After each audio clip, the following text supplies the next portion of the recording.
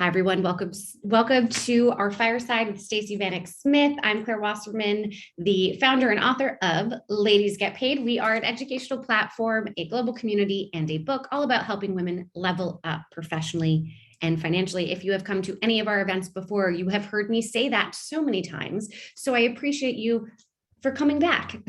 And we're going to have an awesome conversation with Stacey. I was showing you all earlier, this book is fantastic. It is dog-eared beyond dog-eared. And no, not just because I was prepping for our conversation. There are so many gems in here. And something that I love about what you do, Stacey, and I pride myself and Ladies Get Paid on this, is it is actionable. It is tangible. Because I think we're all here, we're watching because we know that the statistics are not in women's favor, right? We are not represented in leadership in the way that we should be. The wage gap still persists. It's expected to continue for at least 200 more years. We get it, but now what? So this book is great with the now what. Let me just read a little bit as kind of an intro to set you up, and then you can speak more about yourself, but then we'll get right into the questions. And thank you to everybody who submitted questions before. They were really interesting. So you've written this book. It's called Machiavelli for Women: Defend Your Worth, Grow Your Ambition, and Win the Workplace. I know that you are the host of NPR's hit economics podcast, The Indicator, from Planet Money. So I know we've got fans here. Jump into the chat if you listen to any of those things, whether it's NPR, The Indicator, or Planet Money. So the purpose of this book basically is you've taken Machiavelli, the prince, right, the sort of manifesto that he wrote, which is 500-year-old document that many of us still learn about in high school. Though I did get a few questions beforehand. Who is Machiavelli? So don't worry, guys, we're going to go over that. But you really looked at his manifesto, as a blueprint for how to show women that they can take and maintain power. So I know that within the book, you address kind of 5 main ways that power manifests itself in the workplace and how we can get it. So that would be, it's money, it's confidence, respect, support, title, lots of things. Let me start with why Machiavelli? That's a very good question, because Machiavelli is not known for being a champion of women's rights at all. So Machiavelli, who was Machiavelli? This is a very good question. He was essentially, he was like the Secretary of State for Florence about 500 years ago. So this was before Italy had united into a country, was broken up into a bunch of little city-states, and he was essentially the Secretary of State for Florence. So he was basically wheeling and dealing with all of these popes and kings and generals and powerful families that owned other parts of Italy. And at this time, Italy was it was just a very violent place. It was also the Renaissance, like Leonardo da Vinci and Michelangelo were around painting things and inventing flying machines. But also it was just like a bloodbath, all these power grabs all the time, armies invading. When Machiavelli was 9 years old, there was an attack on Florence, and he wrote, "The streets were filled with the parts of men." Mm-hmm. So this was like a bloody time. And so Machiavelli, and also Florence was pretty broke and they didn't have an army. So Machiavelli was basically trying to meet with all these powers and these skirmishes and trying to convince them to not invade Florence with no money and no army. So he had his wits, right? He had to, basically I always think of this when you go into a negotiation feeling like you don't have as much power as the person you're negotiating with. Machiavelli never had as much power as the people he was negotiating with. Things did not go. So Machiavelli had this job for 15 years. He loved it. People loved him. He was amazing at his job by all accounts. And then when he was in his early 40s, Florence got taken over by the Medici family, this powerful family, and they were despots. And he was it was a little functioning republic when he was working for them. He got thrown out of his job. He had all his money taken away. He was thrown into jail. He was tortured, and then kind of run out of town. And he lost everything. And that's when he wrote The Prince, his most famous book. And it was essentially a cover letter that he wrote to Lorenzo de' Medici, the guy who'd taken all the stuff from him, basically saying, like, here are all my amazing ideas. This is why you should give me my job back. It was like his Hail Mary pass. In the beginning of The Prince, it's so sad to read because he's like, you probably don't even, like, if you even just like take a couple seconds to read this, that would be amazing. And you're so important and I'm so unworthy. And it's just like makes you cringe, especially since it's known for being, The Prince is known for being this book about power and like aggression and deception and ruthlessness. And like all the Wall Street traders have it on their bookshelves, but it's not that really at all. And when I started to read it, the reason why Machiavelli, finally getting around to your question, Claire, is that Machiavelli starts The Prince, and he says there are two kinds of princes. There's the inheriting prince and the conquering prince. And he says the inheriting prince is in like a pretty cushy position. He inherited his kingdom, everyone knows who he is, they sort of expect him to take power. The conquering prince, he says, is in a much more difficult position. The conquering prince has just invaded a new land, just conquered a new land. Everybody's kind of questioning him, has mixed feelings about him, kind of seeing if they can grab a piece of power. There's a lot of instability, a lot of challenges to power. And I thought that was actually a great proxy for women in the workplace. Like, women are all over the workplace now in all the professions. More women than men go to law school now. Almost as many women as men go to medical school. Business school, I think, is 40% female now. So like, women are getting the degrees and getting into all the fields, but it doesn't mean that the difficulties are over. Like you said, Claire, there's the pay gap, which has been basically stuck for 20 years, but very stuck for 10. That's women earn 80 cents on the dollar compared to men. For Black women, it's 63 cents. For Latina women, it's 55 cents. Yeah. Those numbers have been stuck for a decade. CEOs, 80% male, 90% white. Those numbers also haven't changed for a decade. Actually, they've gone backwards. Yeah. So women are in the workplace, breaking into new workplaces all the time, but something's going on. Those numbers are stuck for a reason. And that's where I thought Machiavelli could help, because his advice is to the conquering prince. He's like, okay, you're in the kingdom, you got your kingdom. Like, how do you solidify your power? How do you grow it? And a lot of the obstacles that the conquering prince faces felt so similar to the obstacles that women and other marginalized workers face. Deceit, people questioning power, people who help you out feeling like a huge sense of ownership over you or resentment. A lot of things that women report feeling in the workplace, and just challenges to newly acquired power and position. And women do have a lot of newly acquired power and position. It's a really exciting time for women. That doesn't mean it's an easy time. Right. Something that you wrote at the beginning, and it's quite depressing, actually. There's so many depressing things. Well, really depressing. You just like come out the gate with saying this. People, though, you're saying, okay, it's 500 years old, this manifesto. People, though, have not changed one bit. All the petty jealousies, treachery, power mongering, and aggression people practiced in the 1500s is alive and well in the modern workplace. Oh my gosh, that is terrifying. I guess there's not really like body parts on the streets, as Machiavelli metaphorically, said. Maybe. But yeah, we have progressed in ways, I would say. Okay. We've made some progress. Okay. How did you feel writing this book? Did you feel encouraged? Like, and I know I'm jumping ahead here, but did you feel encouraged by the end of this that we are making progress? And yeah, I don't know. Like, what was your state of mind as you were writing this, as you came out of it? Because this is a pretty dark, bloody, context that he was writing in. I would say I sort of was of two minds. On the one hand, I was just looking at all these studies and all this research about the pay gap and the promotion gap and all the difficulties women face negotiating that are unique. And so on the one hand, I was like often kind of relieved, like, oh, this isn't just me. Like, women experience X% more anxiety than men do in negotiation. And that is for a good reason. Women experience a lot of backlash when they ask for more that men don't experience. And so part of it was sort of validating and a relief. And then part of it felt empowering. And then simultaneously it felt unempowering, because I was like, oh, this isn't just that I wasn't working hard enough. This is just gender discrimination. That was hard.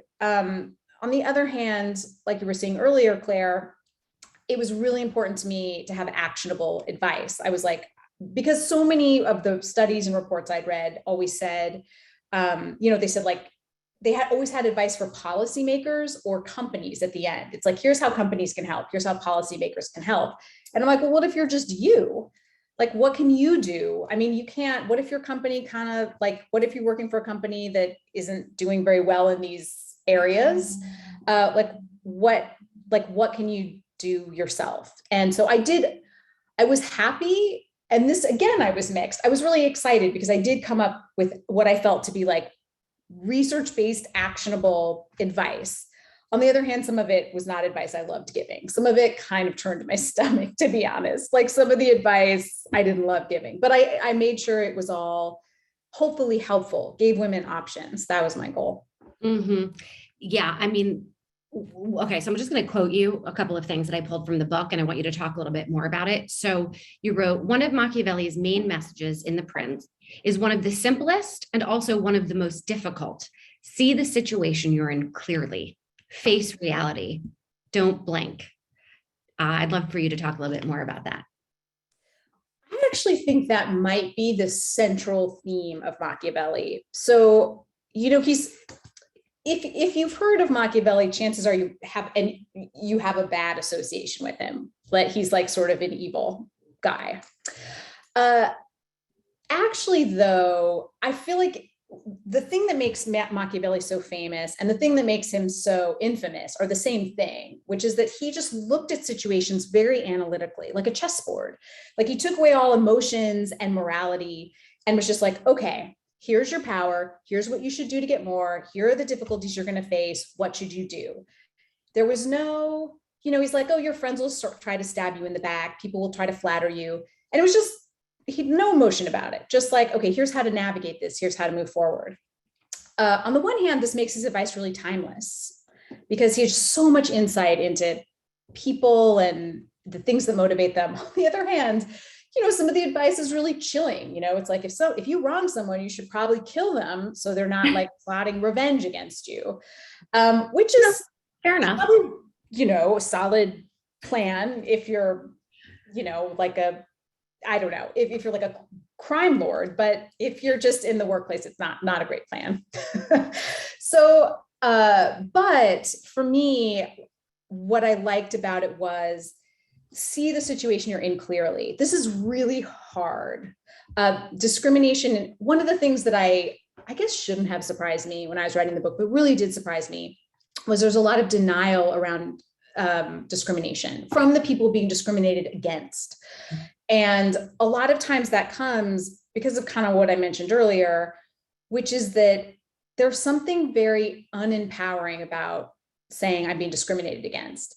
If you're like, well, I'm not getting a promotion and Ralph is getting a promotion instead, even though he doesn't have as much experience, if it's like, well, I just have to work harder, I should be more organized, those are things you can control. Those are things you can change. If the reason Ralph got promoted over you is that your manager is a misogynist, it's hard to know what to do with that or how to move forward. And so it can feel paralyzing initially to look at a situation and just be like, okay, what's the situation in my office? Seems like my boss does not like to put women into leadership positions and tends to pay women less. And it can just like drain all of the energy out of you. And so that wasn't my goal. I think this is why we avoid it. I am a big denial person. I'm an avoidant. In the world of fight or flight, I am a flight, 100%, even in my own head. But I think why Machiavelli hammered this point so much was because if you see clearly what's in front of you, you can navigate around it. It's like, okay, my boss doesn't tend to promote women. So how do I deal with this? Who are the women who've been promoted? How did they get there? You can start to move forward and navigate the actual situation rather than just flinching or avoiding looking at it. And it's so easy to say, and it's so hard to do. I still struggle with this in a lot of ways, but I thought it was maybe the most valuable piece of advice that he gave. Just look, it takes so much courage to see things clearly, I think. And I think, yeah, it was one of the things that surprised me the most. And I started to look back over my own career. It's easier to look with that kind of honesty at past events. Do you know what I mean? So that's where I started. And I was like, oh, I saw so many things where I was like, I should have done this instead of that. I'm like, oh, that guy was never going to promote me. Like, this had nothing to do with me. Or, wow, I really didn't handle that well. I wasn't getting promoted because I was acting in this way and that way. And I could see how much power I gave away by not being willing to look at situations clearly. Can you actually give an example or two of a time that as you were writing this book, you reflected, and I know you talk about a few times, where you said, okay, I would have done this differently. What was the situation and what would you have done differently? Now, knowing that all the research, I mean, you wrote this book for all of us, but I think maybe similarly to me, it's like, we wrote this for us too. Oh yeah. Oh yeah. Yeah. No, that's very true. Well, one situation was I found out that a male colleague of mine who had a little bit less experience than I did, and the same job, and was producing a little bit less than I was. So we're about equal. I was, if anything, I had a little bit of an edge, was earning like 20% more than I was. 20% more. And I found out because it was because I saw my supervisor had left a list of people's salaries on the table. And I discovered that I was getting paid as little as I could be paid. There were like the salary bands. And even though at that time I had like a decade of experience at that time, I was getting paid what it was like an entry-level reporter. It was like a reporter one or something. And I had like fought and like negotiated. I was just shattered. And I called a friend of mine crying. And anyway, I was just a mess. I was a mess. I was so embarrassed. I felt so ashamed. I had really thought I had negotiated so hard. As it turned out, like I literally could not have been earning less than I was. Oh. And I went into my boss's office and I just cried and couldn't complete sentences. And I was all over the place. And he said to me, Quick question. Yeah. Did you immediately go? I mean, I know you called your friend. Did you have any time between when you discovered it and then you set up that meeting? I did have time. And I had I was like, oh, I'm going to go in there. And I had like I would give in my very firm speech, about like right and wrong or whatever it was. And I just went into his office and burst into tears and I started crying and I couldn't complete sentences. And it was a trash can fire. And at one point he was finally like, well, what do you want? And I didn't know. This is the mistake, right? I mean, I had a moment where I realized I had enormous leverage. That information is enormous leverage. And what I would hopefully do now, I mean, my emotions were totally valid. I was right to be upset. But what I wish I'd done is say like, okay, I have this moment of leverage. I have a lot of power in this moment for a number of reasons. I know that there's all this money on the table that I could be earning. I know that like my manager is going to be on the back foot because this is not a situation that makes him look great. So what do I want? What could I get? It's like, listen, well, I know my colleague is earning X amount. He's wonderful, but I do have a little more experience. So I think a salary of X would be appropriate. Also, I'd really love to go, like, I wish I had thought about, it's like, okay, I have a lot of leverage in this moment. What do I want to use it to do? Instead, I was so mortified and embarrassed and everything that I just fell apart. And to this day, I mean, it was embarrassing. And when he was like, I still, to this moment, it's hard for me to, when he was like, what do you want? And I said, I don't know. Oh, wow. I said, I don't know. And I was not in my 20s. Let me just say that. I was a professional at that point, but I just didn't, I just wasn't able to remove emotion from the situation. I got caught, and it took all my power away in that moment, in a moment where I actually had enormous power. I had enormous power in that moment, but I didn't know what to do with it. I didn't know what to do with it. I didn't know how to use it. And I think that's what Machiavelli is so good at. He's like, my Machiavellian self would be like, okay, I have a lot of power in this moment. What do I want?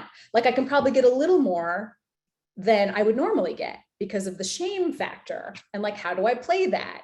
How do I navigate all this instead of just being like, j'accuse, which I did. And I'm You were still not. embarrassed. I'm still embarrassed. I'm still working through that. It's been a long Okay, time. so you were not. I'm seeing smiles. I'm also seeing the chat, right? Lindsay says emotions can get the best of us at any age, but you like viscerally feeling this experience. I think so many of us, whether it was a situation like yours or anything else, it's like it was yesterday, still there. Something that was interesting that you sort of said here was like, okay, we're here to get power, but we also can use our power. So even if you are junior, right, and you were getting paid the least, you still had power. How do you figure out what power you do have when you feel like you are powerless? I do have like a slight side note because I'm remembering a moment from when I first interviewed you about this. And I said to you, you didn't know that I was asking for myself, but I was like, what do you do if you start shaking or crying? Do you remember this? And you said, it's so beautiful. I know what I said. You're like, I'm just feeling, you said, you're just feeling human effing emotion. Like, you shouldn't be ashamed of that. And just say, I care so much about this company. I'm really invested in this. I really care about this. It was so brilliant. But I just remember being like, you shouldn't be ashamed. It's just human effing emotion. And I was like, it is human effing emotion. Like, yes.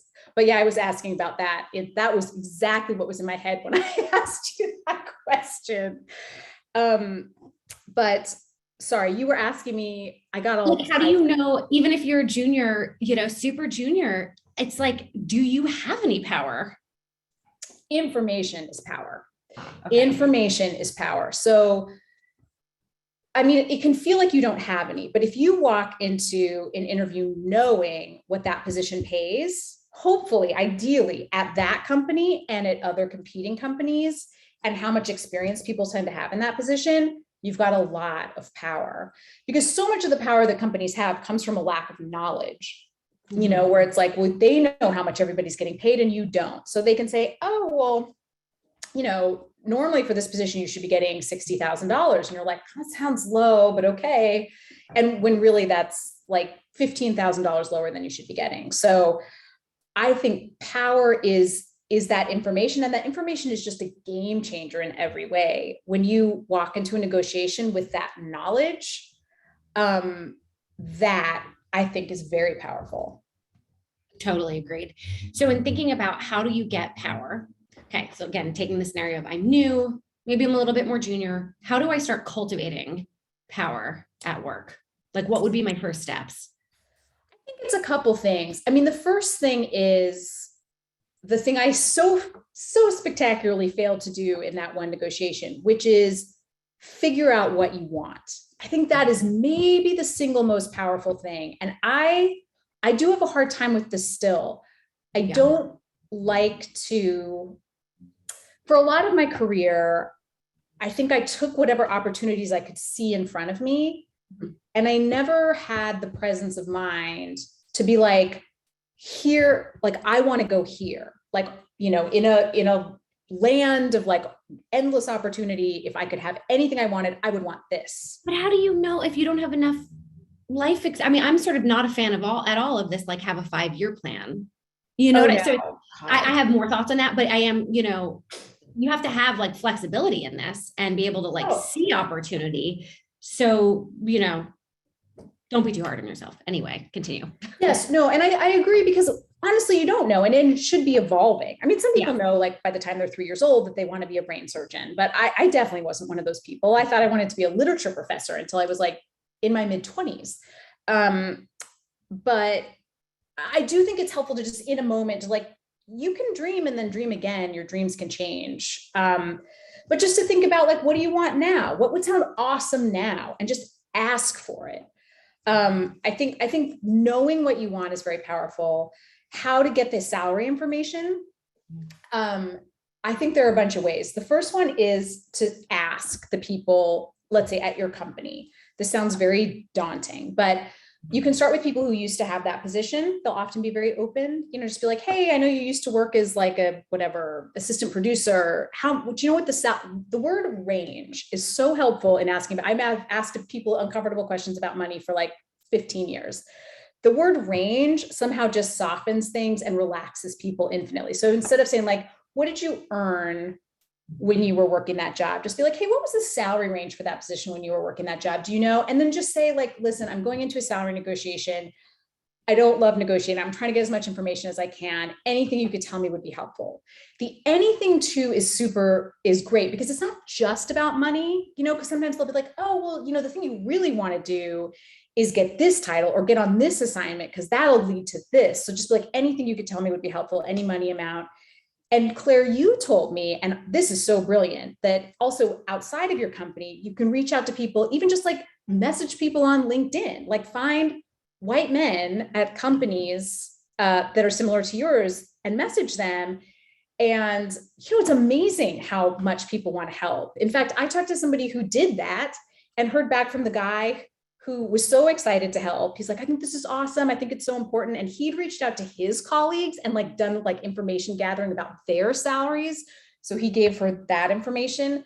But then you walk into an interview, and I'm going to quote Ladies Get Paid and the woman herself, Claire Wasserman, the words market research. Everyone's like, who's interviewing who here? I did not pay somebody to like be my hype woman. It's a valid question. But the words market research. So like, listen, I've done some market research and I know this, let's say let's say you've done your market research and it's between 60 and 80,000. So you can say, listen, I've done my market research. I know that like this position at this company and other companies tends to pay around, between $70,000 and $90,000.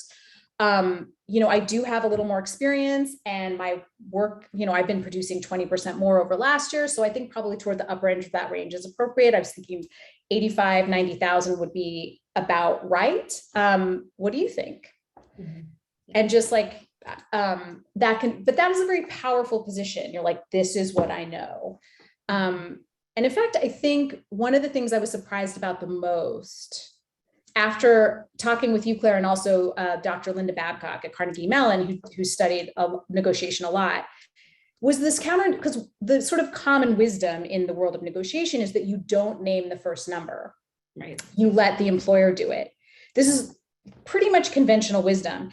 And when I both spoke with you and Linda Babcock, you both said you should name the number first if you're a woman, because women tend to get lowballed. Right. Which is not something that is as much of a problem. I mean, men also get lowballed. This happens to everyone. Lowballing happens, but it happens to women very often. So, and it can really throw off a negotiation. So I think also, you're just a very different position. Like, I've done my market research. I know the salary is appropriate. What do you think? Is a really different thing than like going in and saying like, well, I feel like I should get a raise. I've been here for 5 years. I think I do really good work. It's this totally different dynamic. Mm-hmm. You get numbers, you get data about your own productivity too, like measure as much as you can. If it's not measurable, feedback you've gotten, positive feedback from that boss, from other bosses, from clients, you throw that out in the room. That's all data and information and power in that moment.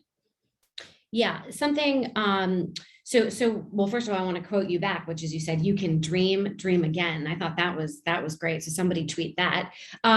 So something that I love about being the first one to say the number is you're asserting your value and you're holding them accountable to the value, right? You're anchoring high. But when you talk about the market research, you're also contextualizing it. So you don't come across as aggressive, right? It's just assertive. And that is a major theme in your book about women having to walk the tightrope, really, of asserting yourself, but not appearing aggressive, because when women act outside of the social norm, right? And if we're expected to be accommodating and nice, right? Put others before ourselves, when we ask for more, well, then how are we going to be looked at? And women penalize men just as much as men penalize women. So I would love you to talk a little bit more about that. It's called The Double Bind, for anybody who doesn't know, but that's a huge part in your book. So yeah, walking that tightrope. And if there's any other scenarios besides negotiating where it could get a little tricky in the way that we present ourselves, how do we strike that balance of, again, assertiveness and appearing potentially aggressive? I think this was the research that I found the most upsetting, honestly, but also validating, because, there is all this research from Linda Babcock did a lot of it, that women just negotiate far less than men, like 1/5 as often. So it seems like women are like, we're wimping out, we're not asking, so we're not getting. But then if you go a step further in the research, in her research and in other researches, it gets complicated. So when women ask for more, there's backlash. Like a woman who asks for more money in a salary negotiation is automatically considered less desirable to work with by the people doing the hiring. It is just complicated. And that backlash, like let's say you are able to negotiate a $3,000 raise, but the manager who hires you sort of resents you, and that manifests itself down the line in ways that are worth a lot more than $3,000. So I think a lot of the time when women don't negotiate, they're actually making a logical and savvy move. That said, obviously, we want to get paid more. Women need to get paid more. The stakes are very high. So the trick is, just like you said, Claire, you want to find a way to ask that doesn't trigger that resentment. So it just has to do with people's archetypal expectations of women versus leaders. Leaders are assertive. They ask for things. They're independently minded. They don't care too much what other people think. And an ideal archetypal man fits all those bills. So if a man asks for more, even if he doesn't get more, there's often a feeling of like, yeah, good for him for asking. I like seeing a guy speak up for himself.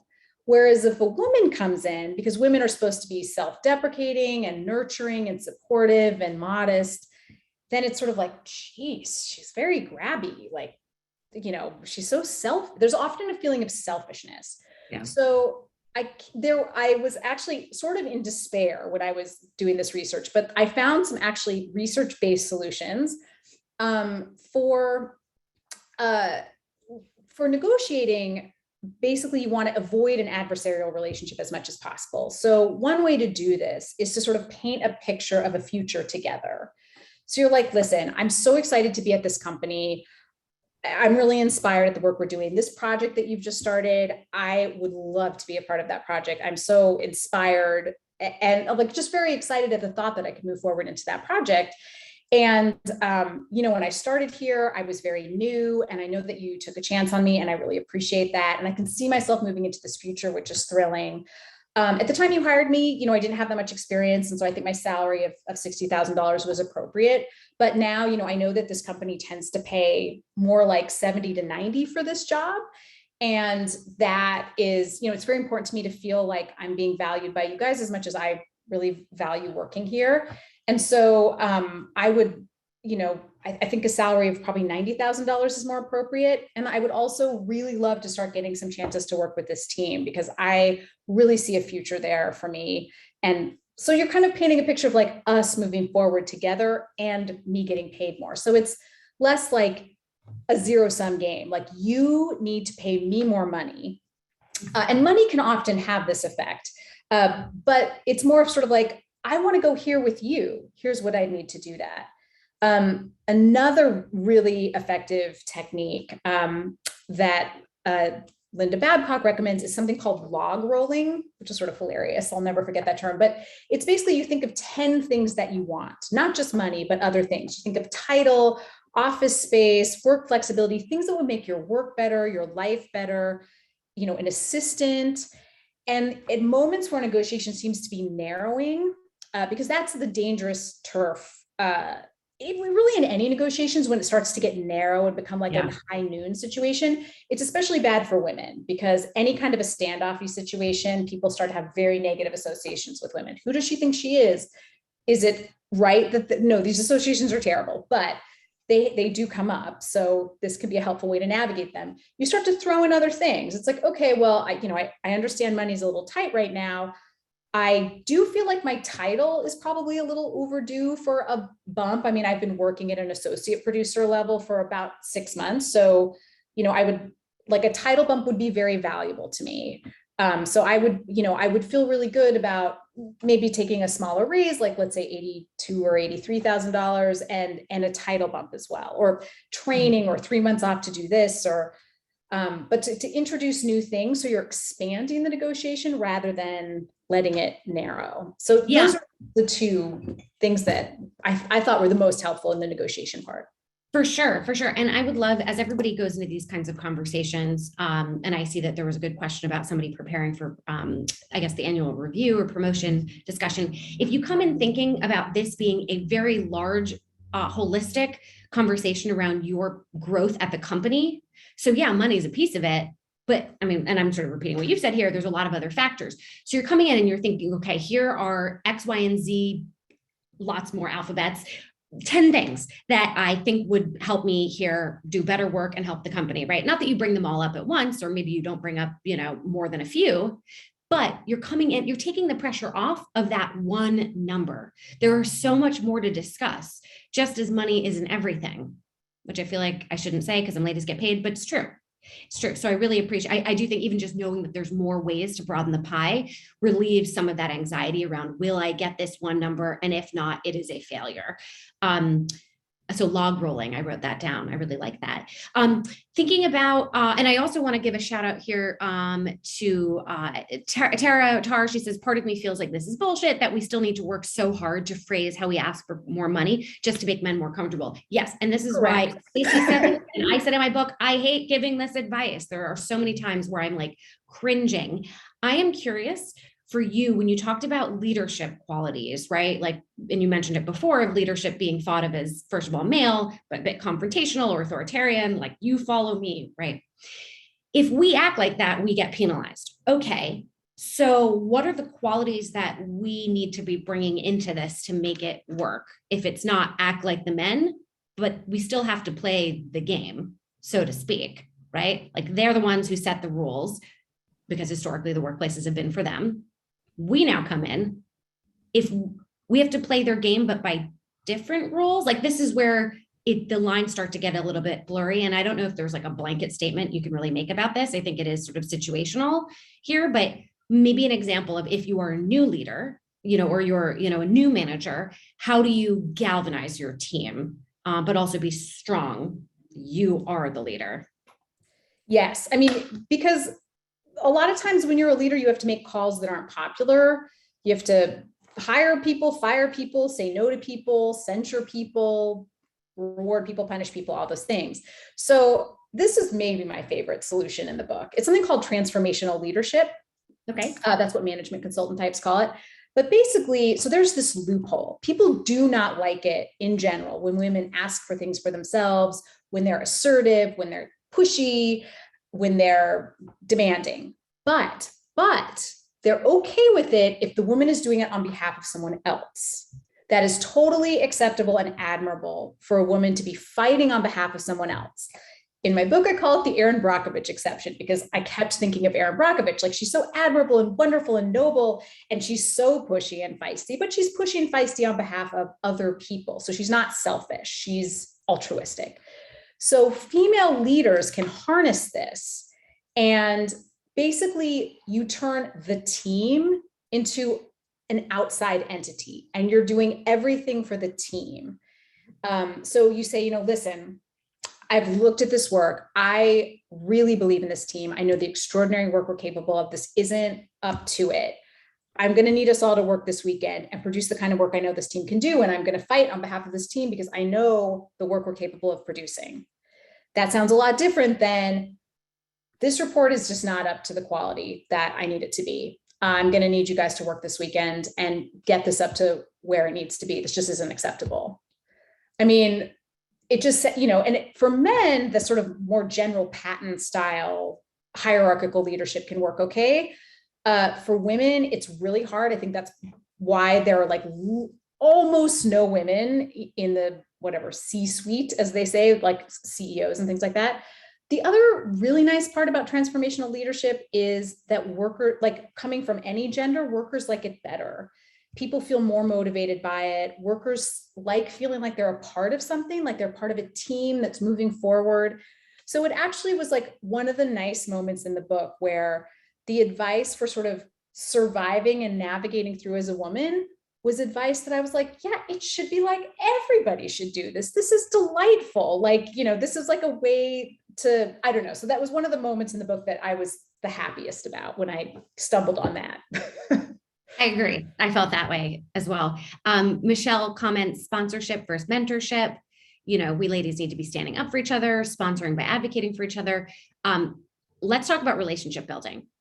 Because to answer a question earlier that I asked you, but I'm now going to answer it, which is, what do you do once how do you start recognizing and building your own power, right? Like immediately building relationships, right? Strategic relationships, genuine relationships. There is something I read about in your book that I'd also heard about before that really bothers me, which is men are nervous about mentoring or sponsoring women, right?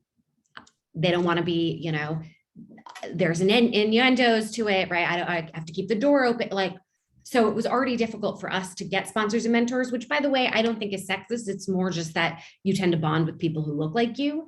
And so if a guy in power sees a young guy coming up in the ranks, oh, it reminds me of myself. Okay.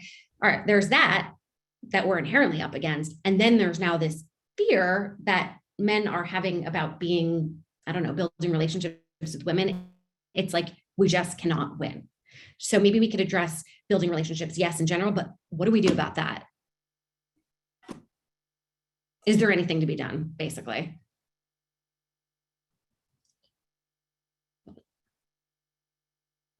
Thank you. Sorry, a helicopter was going by, so I cleverly muted myself, but then it was like, you can't unmute yourself. Yeah, I changed the settings so that nobody can unmute themselves, but I will pay attention to you. I was just so enraged by my own question. No, it's a real problem. And it's showing up, I think, since the like Me Too movement more and more. Like, just the most ironic and annoying thing is that a lot of men were like, oh, I mean, I've heard male colleagues say this to me. One woman I talked to said her husband was in a teaching hospital and like was no longer going to mentor female surgeons because it felt too dangerous. Like it's going to be misconstrued. I mean, it's a real issue. I think, you know, you can just be sort of like, there's nothing you can do about it in part. I think you can sort of make a big effort to just be like, friendly, meet out in the open, meet in like the least sexy possible place, include other people, and just sort of try to get out in front of that. It sucks though, right? I mean, you shouldn't have to do that. And a lot of times, a lot of my best mentors have been men. And the idea that they would experience backlash for helping me out is really distressing. But I do remember a young man started, brand new colleague, and one of my male colleagues was like, oh, let's get a beer after work. And I remember being like, I would have loved that. Like, I would have loved on my first day at work to be like, let's get a beer after work. But I also realized, like, if that guy had asked me to get a beer after work, I would have been like a beer after work or like a beer after work. Like, you know, I mean, I would have wondered myself. It can be a little more complicated. It just can be. And it's really hard if you're a woman in a field that's very male.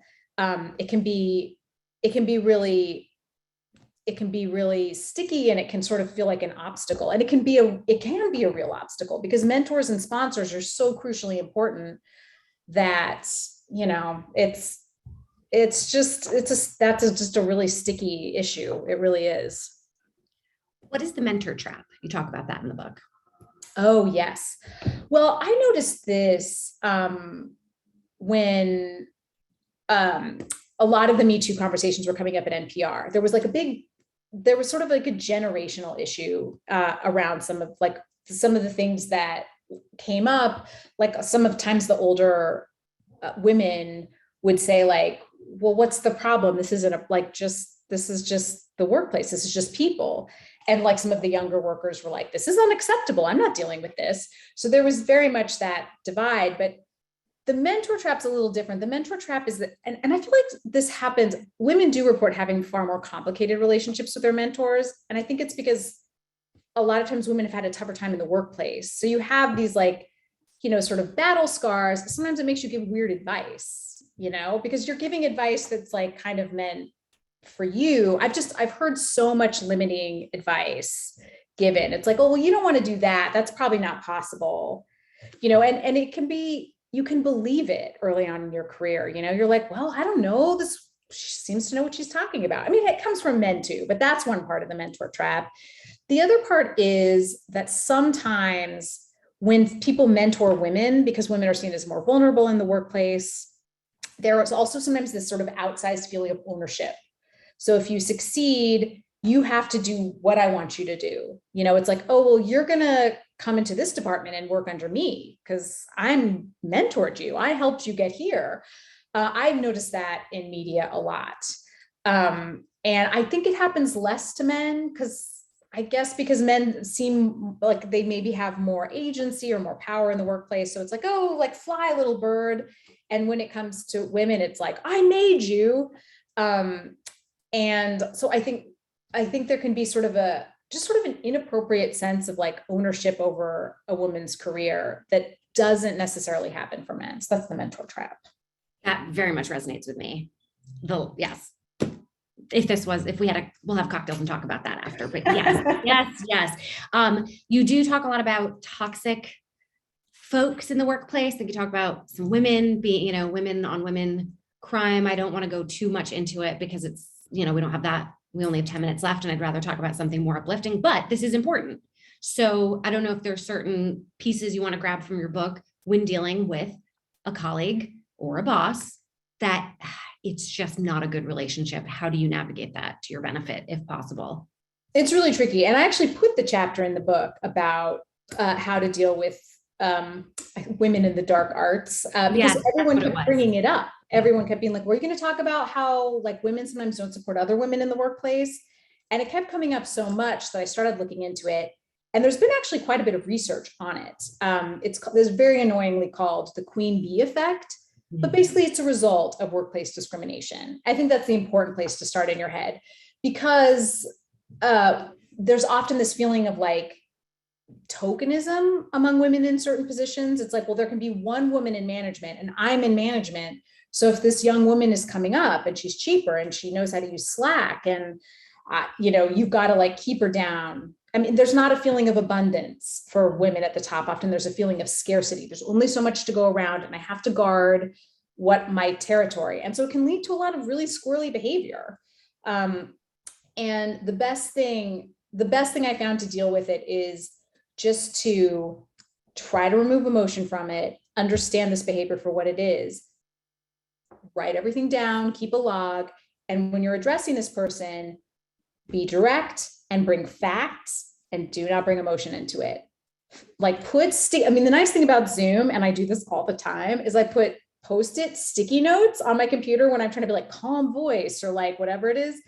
And you can have your little, like, I don't know, you can tell from the. And I got somebody messaging me. She goes, if you at some point could ask about what's on the Post-its. So does it say calm voice? I have some motivational sayings, but it's also for work. I have like dollar stores because dollar stores were the stores that opened the most commonly in 2020 were dollar stores. I have prices up, down, because I was like, I should do it. To be clear, these are stories she's pursuing for work. This isn't just like beautiful mind. Yeah. But it does not stop with that. I mean, I've become a Post-it person in the pandemic. I have the Amazon ads to prove it. I get so many ads for Post-its. But yeah, so, I think that the key thing to remember is it's not personal. It's honestly the same thing with negotiations. You might have every reason to lose your temper or be like, what the hell to this person? Like, this is so unprofessional. And often it is, but you don't know what, this person has been through or what they're dealing with. It doesn't mean that you don't stand up for yourself. You bring the issue to them. Not every time, maybe, but you can't be railroaded. I have spent many years of my career being railroaded. So you have to bring it up, but calmly. Like, I noticed in the meeting and actually in the last couple of meetings, you kind of jumped in over me and dismissed a couple of my ideas. And I wanted to ask about that. I've always admired your ideas in meetings, and obviously I want to get better at pitching. And I was wondering if you have any recommendations or if there was something you wanted to talk out with me. I'm always here. It's really I always want to hear what you think. Earnest conversations terrify people, especially toxic people. They don't want to have an earnest one-on-one. So if they know that every time they mess with you, they're going to have an earnest conversation about feelings, they're going to be like, you just want to make some barriers. Machiavelli says defenses are very effective because most people if they see an obstacle, they just won't bother. It's like, oh, it's going to be too much trouble. And so you want to make a little trouble, but no emotions. No emotions. I mean, that goes back to the beginning of this conversation about, facing reality, right? And the courage that it takes to see things clearly.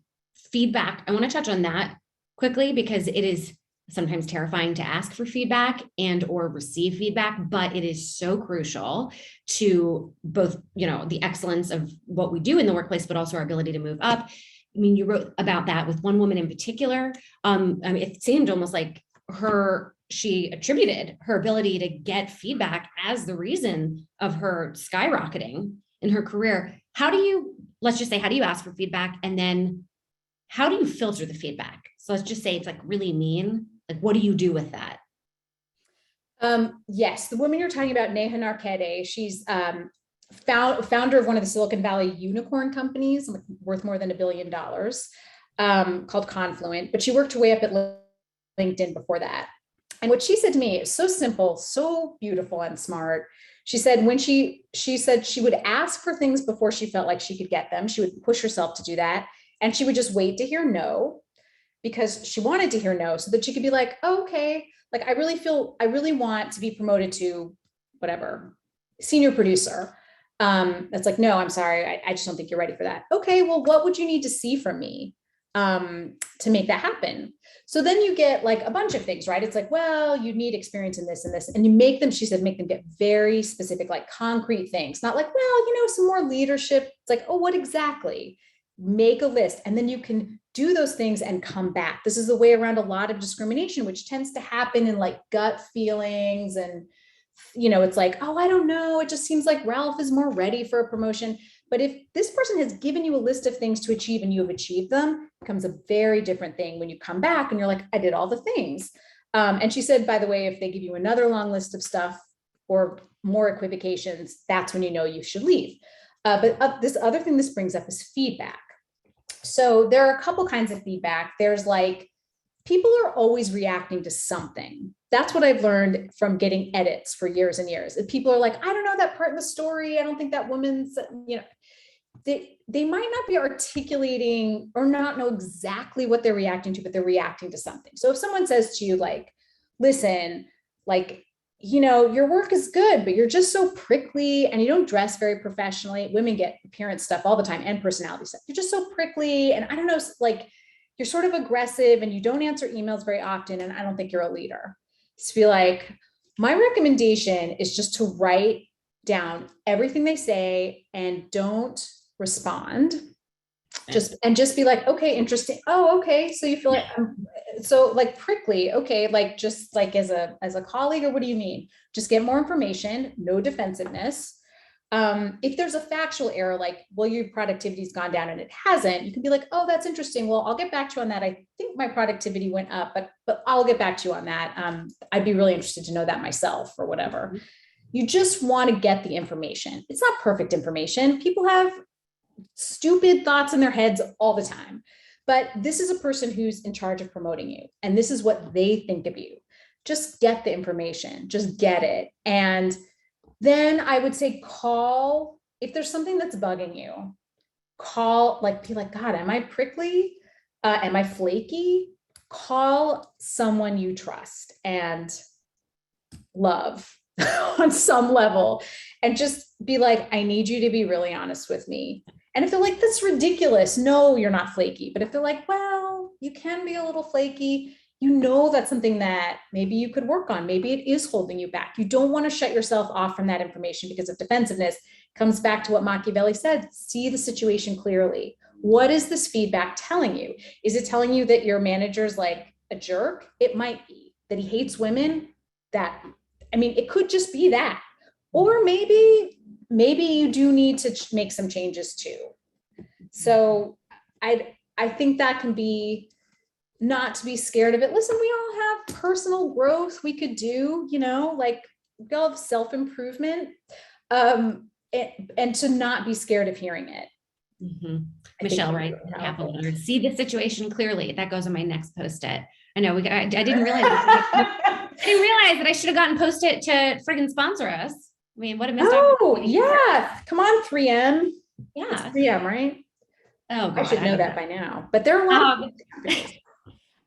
Something, and I want to just piggyback off of the, getting feedback and how this is useful, especially let's say you come to them with an idea, a proposal, right? Okay, I want to do this. They say no. And you go, okay, well, give me all the reasons why. First of all, information is power, which you established at the beginning, but also this involves them in your success.